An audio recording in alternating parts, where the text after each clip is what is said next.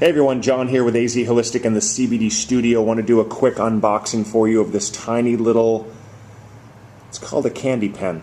This is pretty well known to most people, so not a lot of time on this video. It is simply a little pen style. This is the charger, okay, USB, just screws in, and that's how you charge it. This is designed to be used with cartridges. So CBD cartridge. Some people use it for vaping their live resin or other types of vapable material. Obviously we focus on cannabidiol and other plant-based materials.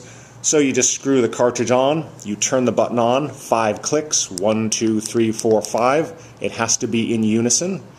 That turns the device on.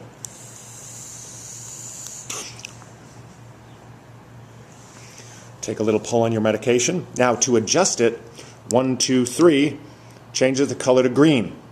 So that's the mid-range. 1, 2, 3, changes the color to blue. That's cool. That's the lowest setting. 1, 2, 3, changes it to red, which is the highest setting.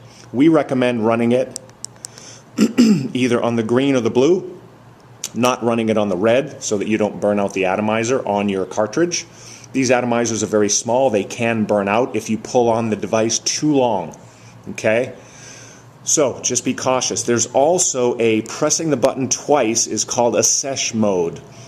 I recommend most people don't do it because if you press the button just twice, it's going to automatically fire. In other words, it's going to send energy to the coil and it's going to fire this before you actually put your mouth on it. And this is for people that want a long 10 to 15 second pull. Typically more designed for cannabis products like live resin and things like that, so I don't recommend using the sesh mode. Don't press it twice because you don't want it to fire and burn your coil. Okay, so that's about the only thing you need to be aware of on this little Kandypen. 1, 2, 3, 4, 5 turns it on. 1, 2, 3, 4, 5 turns it off. Very simple to use. If you have any questions, leave a comment. We'll be happy to answer your questions. Thanks so much.